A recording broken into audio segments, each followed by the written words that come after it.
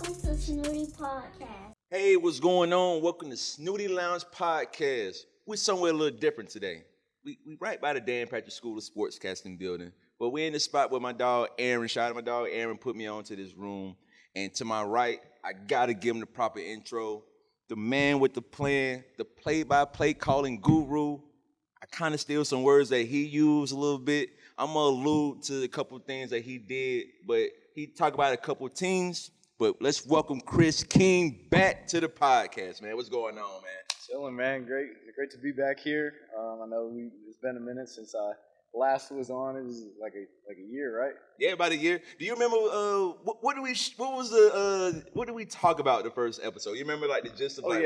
Oh yeah, I remember. So we were talking NBA Finals. I remember the Celtics Warriors. We talked about that. You picked Clay, and I picked Jaylen Brown, and I picked Clay Thompson. Yeah. I was kind of playing the opposite side of you, but I think we also talked about a little bit of betting stuff, getting you into prize picks. Oh yeah, remember the prize picks. That ship has since sailed.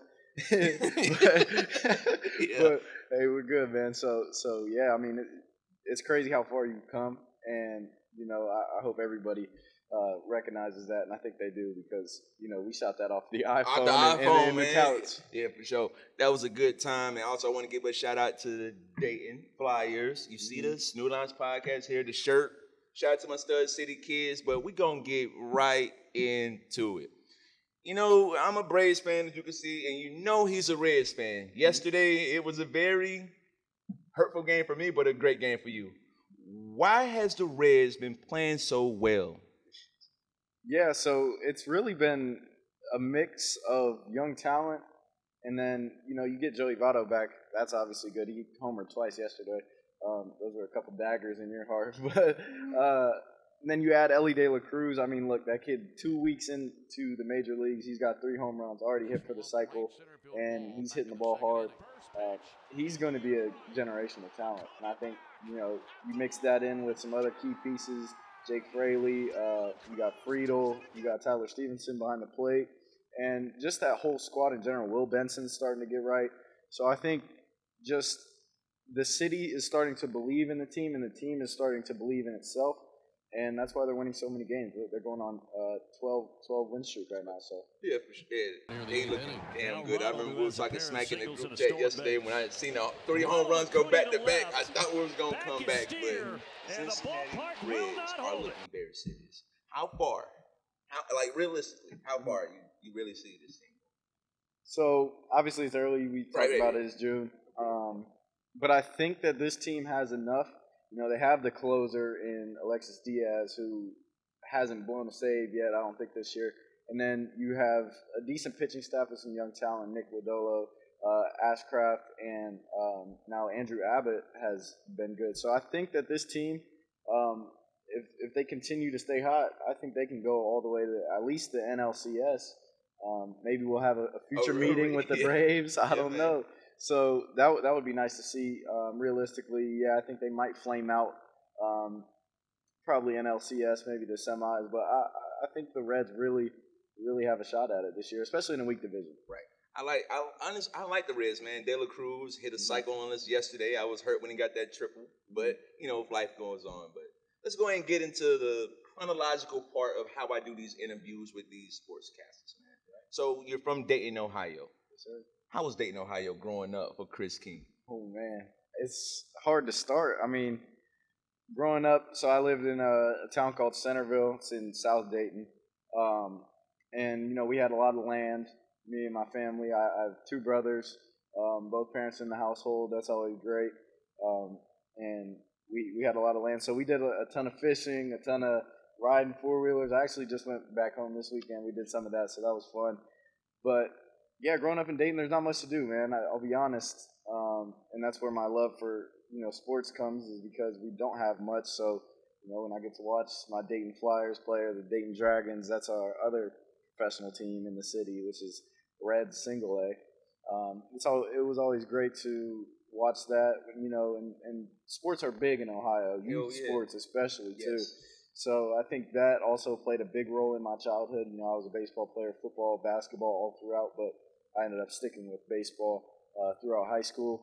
Dayton, If I could describe it, it's just boring. But hey, when you move away for so long, I've been out for a year now. It's home, man, and you miss it when you're not there. Right. So you go back, and there's always a love for your city and your hometown, and that's why I think Dayton has such a special place in my heart because there's not much to do, because it's so family oriented. It's the Midwest stuff that everybody talks about. It's just when there's not much to do, you can go hang out with friends. That's the best thing to do at some point. So just spending time with friends and family is mostly how you spend your time, and then watching sports, man. Oh yeah, for sure. I want to give a shout out to my uncle. He from Dayton, Ohio. The first time I went there, I was doing the wrestling thing in 10th grade and went up to Dayton, Ohio. He had me running outside the cliche movie stores, but he got me right. But I know you talked about baseball. I remember the time we played baseball. I remember that we tried to play a home run 2-on-2 type derby, of thing. yeah, but what got you into baseball? What got Chris man. King wanting to throw a baseball? Yeah, so my dad is from Ohio, but he's also from San Diego. So his parents were split up, and he grew up in Ohio and San Diego, and that's around the time where the Reds were really good. The Big Red Machine, they won the World Series, and then you had the San Diego Padres, who had Tony Gwynn. So it was a lot for him to like, and my dad loved baseball. So off rip, you kind of start with a T-ball, and then you get into it. But I always had a bat in my hand. Swinging before he's 2 years old. I have a video of me being like 2 years old, swinging. We're gonna put that in the B-roll. Swinging a bat on a tee. I had a Ken Griffey jersey on, a little Reds hat, little bucket helmet. So it was cool, man. And I would say my dad really got me into baseball. And then from there, I was the only one out of my brothers who really stuck with it because I was pretty good at it, better than I was at the other sports. Basketball, the height wasn't really there. I could play, but it was just more defense and stuff like that. So football, I played a lot of football growing up, but then I kind of quit that just to focus on baseball because sometimes the seasons mesh. So I think that's part of the reason why I got into baseball and continued and stuck with it because I had success when I was younger. What is your fondest memory on the baseball field? There's a lot, but the one that comes to mind was my first home run. Oh man, over the fence. I want the whole thing. Walk me through that. So this was my first home run was in inter squad practice in high school. And this was very eye-opening to me because I normally never hit for power, right? Like, I was a contact hitter. Normally, just hit the gaps, hit singles, line drives, low liners. And once I got to high school, I started to see the ball fly a little bit further because, people are throwing harder. And so I remember this was an inter-squad practice, and this is my junior year. And I remember sitting in a science class right before because I knew it was chemistry. I hated that class, but I knew we had inter squad scrimmage that day. So I'm like, all right, I need to because I was playing behind like some very good talent. Like I had a kid my junior year who was a senior. He got drafted by the Giants. So there was some talent in the outfield. It was hard for me to find my way, and I knew I had to prove something. And I'm in science class. It's like seventh period. After that class, we're done with school and we go head to the barn, the stadium.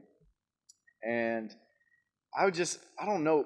When I tell you this, don't think I'm lying because I actually genuinely believed I was going to hit a home run that practice. I believe. And it's crazy. People talk about speaking things into existence or visualizing things into existence.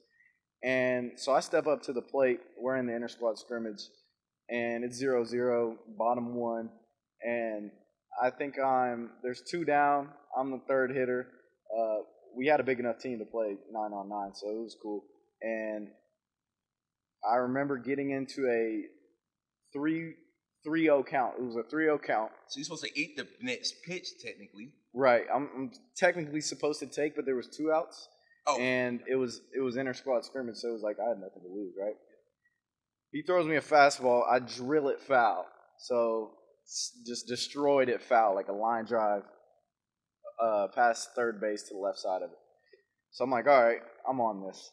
And 3-1 count comes. Welcome to Snooty Podcast.